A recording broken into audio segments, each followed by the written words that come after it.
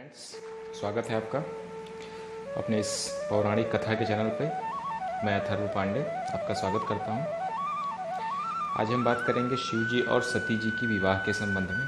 क्या कथा प्रचलित है, कैसे शिव और सती का विवाह हुआ, उन्होंने कितना बड़ा त्याग किया अपने इस पति को पाने के लिए।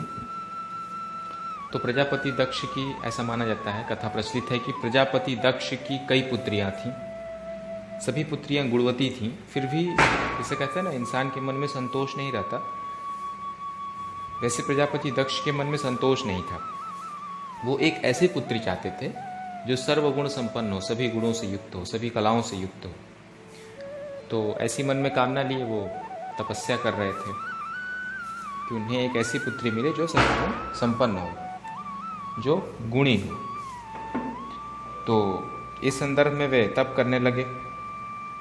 भगवती आद्या ने जब तप करते करते बहुत ज़्यादा दिन बीत गया तो स्वयं भगवती आद्या प्रकट हुई और पूछी कि क्यों तप कर रहे हो, मैं तुम्हारे तप से प्रसन्न हूँ। तो दक्ष ने तप करने का कारण बताया। तो माँ भगवती ने बोली, मैं स्वयं पुत्री रूप में तुम्हारे यहाँ जन्म धारण करूँगी और मेरा नाम होगा सती। मैं सती के रूप में जन्म लेकर अपनी लीलाओं का विस्तार करूँगी। फलतः भगवती आद्या ने सती के रूप में दक्ष के यहाँ जन्म लिया और सती दक्ष की सभी पुत्रियों में सबसे अलौकिक थी। सती ने अनेक कारनामे बाल्यावस्था में ऐसे किए थे जिसको देख करके दक्ष भी चकित रह जाते थे।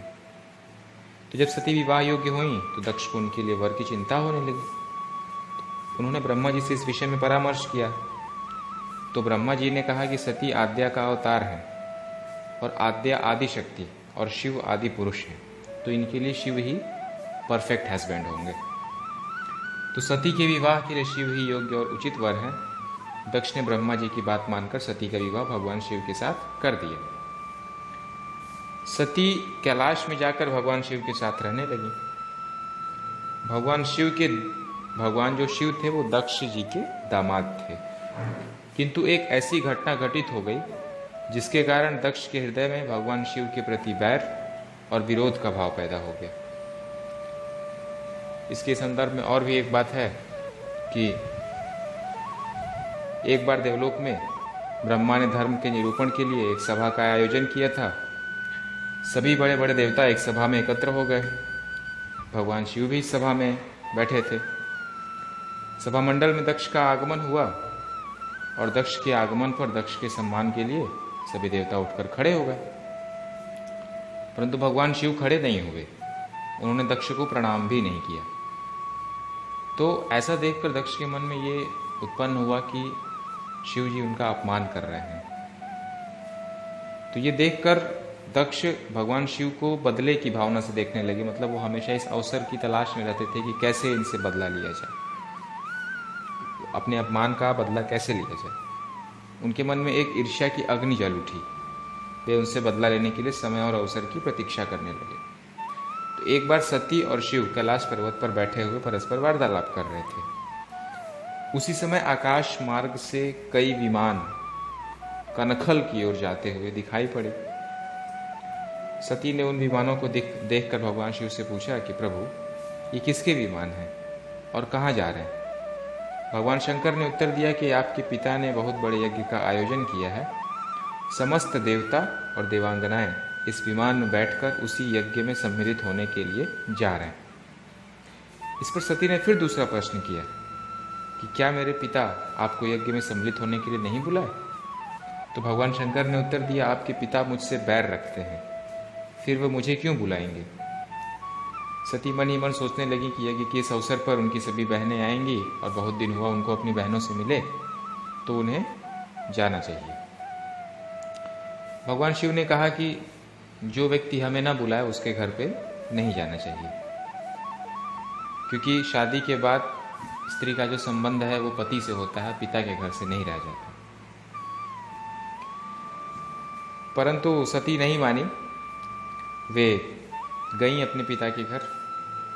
तो उस पर प्रजापति दक्ष ने अपने बाणों का कटाक्ष चलाते हुए सती से कहा कि अपनी दूसरी बहनों को देखो, उनके अंग पर कितने अच्छे अच्छे आभूषण और वस्त्र लदे हुए हैं, और तुम्हारे पास क्या है? तुम तो एक बागंबर पहन के आई हो। मतलब उनसे कोई प्रेम पूर्वक वार्तालाप भी नहीं कर रहा था। और कहा जा रहा था कि तुम्हारा पति भूतों का नायक है, शमशानवासी है, बागंबर पहनता है, हड्डियों की माला पहनता है, वगैरह वगैरह। मतलब भगवान शंकर के सारे रूपों का उन्होंने वर्णन किया, वो किस वेशभूषा में रहते हैं। तो ये सब देखकर सती को रास ना आया, क्योंकि उनकी जहाँ किसी के भाई पति का अपमान होता है वो कैसे उसको सहन कर सकता है। तो ये सब देख करके सती के मन में अत्यंत दुख हुआ। पिता के कटु और अपमानजनक शब्द सुनकर सती मौन रही। फिर वे उस यज्ञ मंडल में गईं जहाँ सभी देवता और ऋषि मुनि बैठे थे तथा यज्ञ कुंड में धू धू करती जलती हुई अग्नि में आहुतियां डाली जा रही थी। सती ने यज्ञ मंडप में सभी देवताओं के तो भाग देखे, किंतु भगवान शिव का भाग नहीं देखा। भाग निकाला जाता है ना कि अमुक देवता इतना भाग, अमुक देवता इतना भाग डालेगा। तो वो अपने पिता से बोली कि पितृश्रेष्ठ, यज्ञ में तो सबके भाग दिखाई पड़ रहे हैं, किंतु कैलाशपति का भाग नहीं है। आपने उनका भाग क्यों नहीं रखा? तो दक्ष ने गर्व से उत्तर दिया कि मैं तुम्हारे पति शिव को देवता नहीं समझता। वो तो भूतों का स्वामी है, नग्न रहने वाला, हड्डियों का माला धारण करने वाला।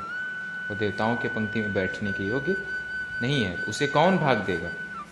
सती के नेत्र एकदम लाल हो उठे, उनकी जो भौहें हैं वे एकदम कुटिल हो गईं, उनका मुखमंडल एकदम प्रलय के सूर्य की भांति तेजोदीप्त हो उठा।